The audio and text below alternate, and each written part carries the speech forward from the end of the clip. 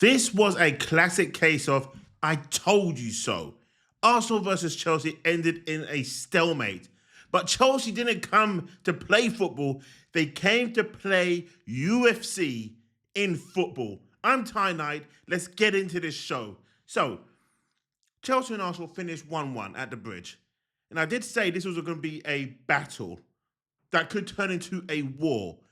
And what you saw, what was demonstrated by Chelsea, was they were pumped up more for this game than any other game that's going to happen in the Premier League. Make no bones about it, the return game at the Emirates is going to be feisty. Feisty as you like. Enzo Maresca got this team pumped up. They came out charged and ready to fight. And I really mean fight. Because that was the only way that Chelsea was going to do something against Arsenal. And I predicted that. I said to you, don't think for a second Chelsea are coming to play football. Because they know that's not the only way, or that's going to be the only way they can play against Arsenal and get something out of it. They had to battle and bruise the opponents to get at least a point. Going down to 10 men is one thing.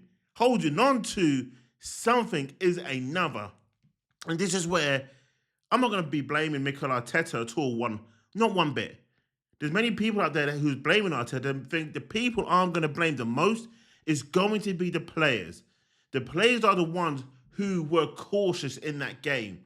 The players are the ones who let the fan base down, who let themselves down, who let the club down. They're the ones that said, are we going to attack or are we just going to retreat? Or if we do attack, do we go full force or do we just have a little shot here or there just to see what we can do? Because make no bones about it, Chelsea were roughing up the Arsenal players. And credit to the Arsenal players who kept their cool, who didn't get involved.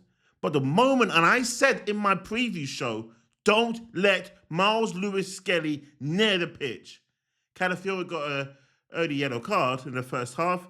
On comes Lewis-Skelly in the second. Before you know it, who gets booked?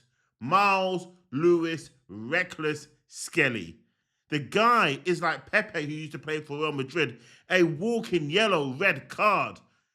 This young man has burst onto the scene, yes, but it may have been a bit too soon at this moment in time because when he plays, you get sometimes a moment of magic and then you get a moment of rashness that puts Arsenal in jeopardy. He needs a timeout at this moment in time. That's why Thomas Tuchel is not too sure about him, even though he burst onto the scene last season. And majority of us Arsenal fans were saying, yo, we can't do much without Lewis Skelly. But sometimes you have to pump your brakes when you're giving someone a load of plaudits. But in this game, I'll tell you how crazy it was. This is how comfortable I knew Arsenal were, how comfortable they made me. I didn't even realise that Saliba wasn't playing. Okay, I missed the initial lineup, even though I had the lineup on my phone and I was watching it on the TV. But Arsenal were pretty much, I felt, in cruise control when it came to the defence. Chelsea didn't really offer much threat to Arsenal. They got the one goal from a corner. Believe it or not, the one thing that Chelsea fans and all other fans out there will mug Arsenal players off and Arsenal fans off for celebrating goals from a set piece. But they scored from a set piece. Okay, it happened. No Saliba, no Gabriel. No Gyökeres. He came on the second half. Martin Odegaard came on in the second half. And I'm thinking now, the game against Brentford at the Emirates, yes, that's going to be returned back to victory, return back to normality for Arsenal. But for Arsenal dropping 2 points, it's not a big deal. But there's some Arsenal fans out there, of course, the ones who turn around and say, it doesn't matter. I'm not expecting if Arsenal not to win every game. But the moment they drop points, those boo boys come back out of the woodwork, have to make themselves famous, have to make some stupid nonsense and talking. You can be disappointed with the way that the team plays. I get that. But sometimes when you've been fed so many victories, you just get sick of it. You just have to find something to moan about because, hey, that is just football. That is just the way it is. And if you're still watching this part of the show, like, subscribe, turn that notification on so you don't miss a show every time we upload. Was I disappointed with the way that Arsenal played? Yes.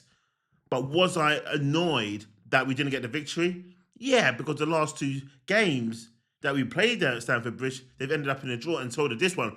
But going down to 10 men Chelsea, we should have at least put more pressure on Chelsea. We should have at least tried something. But at the same time, the amount of yellow cards that we were picking up, I can understand why the players started to retreat. Because the next bad tackle was going to be a red card.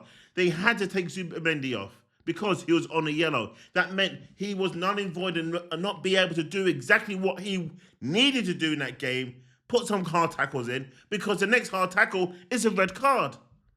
Hencapié was on a yellow card. The next hard tackle or mistimed tackle challenge that he will do is a red card. Calafiori, the same. There's so many yellow cards getting dished out there. It was unbelievable. So this game was never going to flow the way that Arsenal or Mikel Arteta wanted it to flow. But again, Arsenal could have won it if Timber could have got his head right, got his head straight. It would have been an open goal. It was an open goal, and you should have scored that header.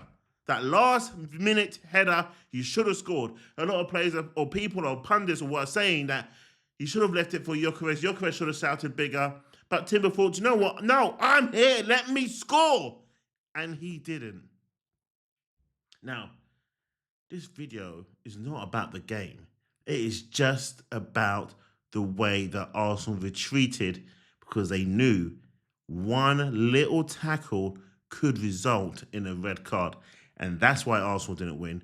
That's how the game went. Chelsea weren't there to play football. They was there for UFC fighting championship football.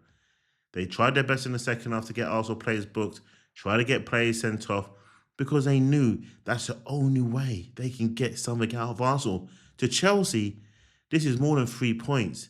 This is about 6 or 9 points worth to them. To Arsenal, it's like, we didn't lose. We're still unbeaten. Okay, Liverpool beat us. But from that point, no one can beat us. We're going to beat Brentford come Wednesday, and all will be forgotten. Trust me, the gap is still there. And people are thinking that City are on the way up. Come on. Come on. Come on. This is not a blip. This is nothing. It's still a point. Still undefeated. Fantastic result for Arsenal. Away from home. Well done. Just be braver without getting bookings. And keep Miles Lewis-Skelly off the pitch. I'm Ty Knight here for TK24 Sports. If you're new to the show, like, subscribe, turn that notification on so you don't miss a show every time we upload. The next show is going to be much more positive. Might have to do one again for Arsenal versus Brentford. What the lineup's going to be? Rotation's going to be needed. Fresh legs need to be coming into this pitch. Saliba could be out for more than one game. Gabriel's definitely out for goodness how long. How long is Havertz going to be back? How long is it going to take for Jesus to take step onto the pitch again? It could happen against Brentford. Ethan Nwaneri is due for a start.